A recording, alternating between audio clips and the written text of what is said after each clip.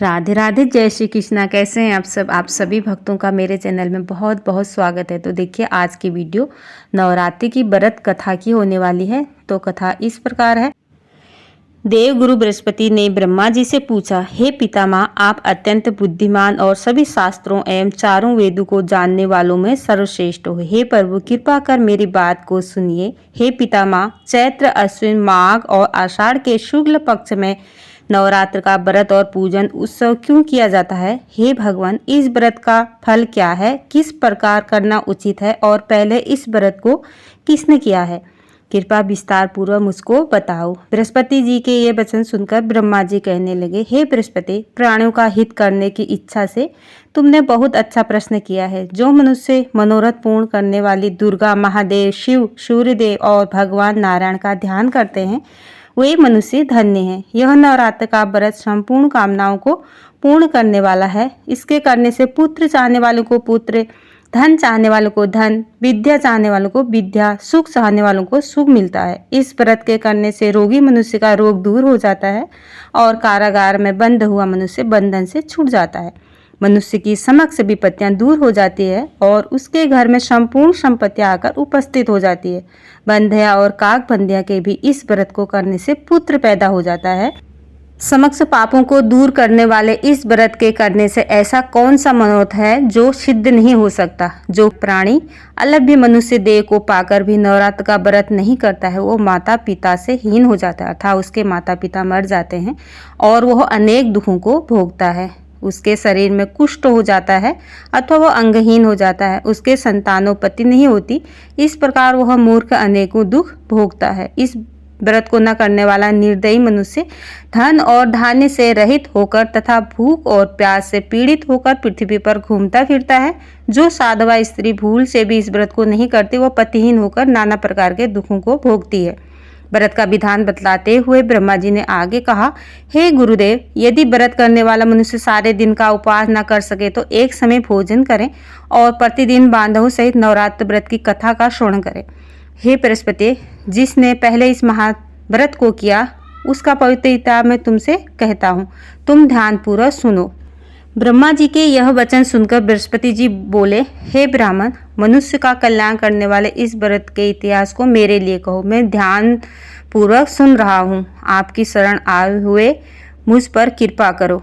ब्रह्मा जी बोले, पीठक नामक सुंदर और मनोहर नगर में अनाथ नाम का एक ब्राह्मण रहता था। वह भगवती दुर्गा का परम भक्त था।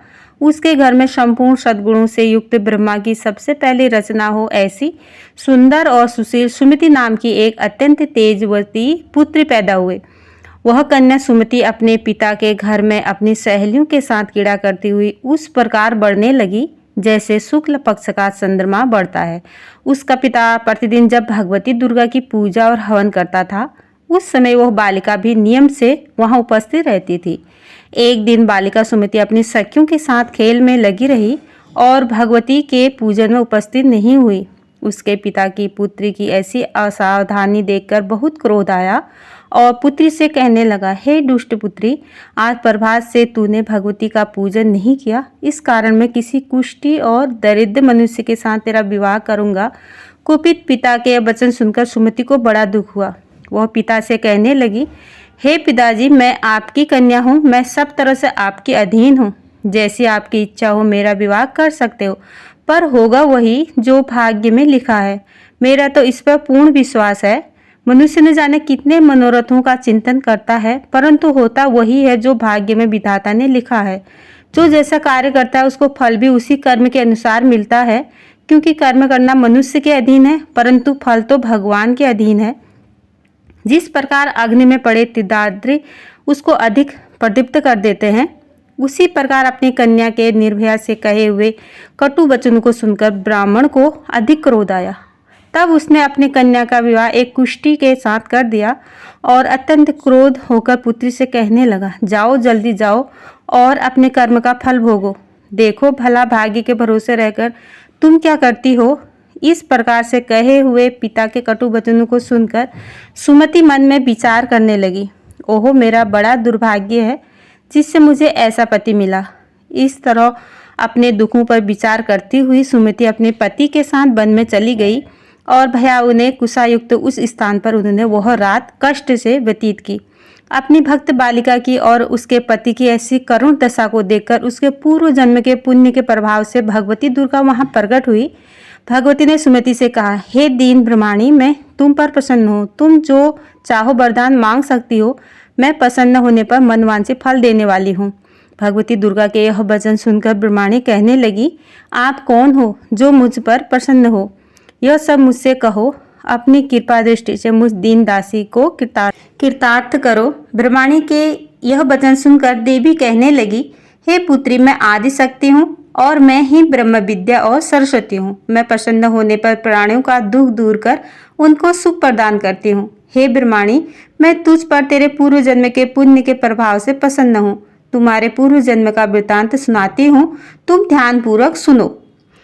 भगवती ने आगे कहा, हे पुत्री, तू पूर्व जन्म में निशाच भील की स्त्री थी और अति पतिव्रता थी। एक दिन तेरे पति निशाच ने चोरी की। चोरी करने के कारण तुम दोनों को सिपाही ने पकड़ लिया और ले जाकर जेल में कैद कर दिया। उन लोगों ने तुझे और तेरे पति को भोजन नहीं दिया। इस प्रकार नवरात्र के 9 दिनों में तुमने न तो कुछ खाया और ना ही जल पिया।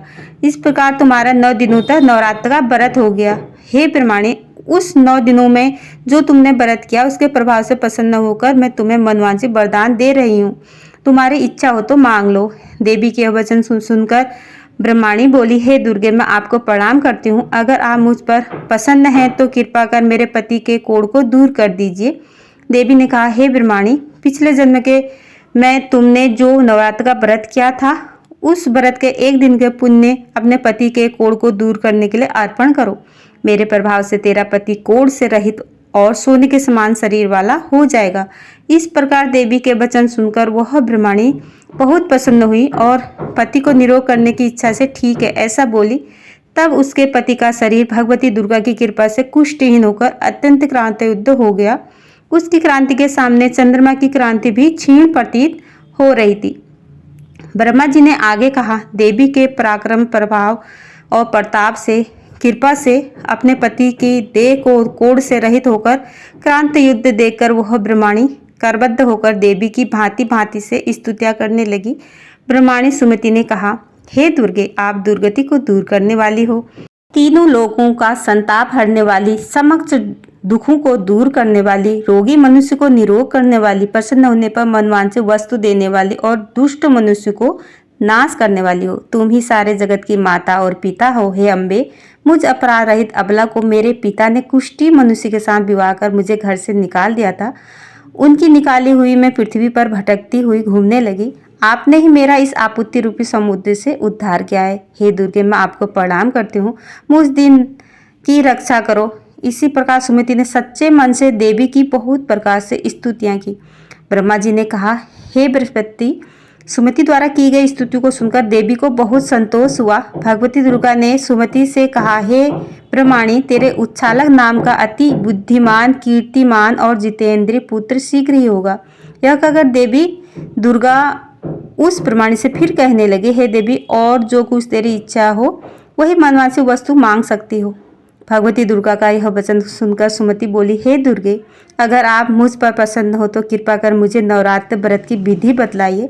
हे दयामयी, जिस विधि से नवरात्र व्रत करने से आप प्रसन्न होती हैं उस विधि तथा उसके फल को मुझे विस्तार पूर्वक कहें। ब्रह्माणी सुमति के यह वचन सुनकर माँ दुर्गा कहने लगी, हे ब्रह्माणी, मैं संपूर्ण पापों को दूर करने वाली मेरे इस पवित्र नवरात्र व्रत का पूर्ण विधि विधान तुमको बतलाती हूँ।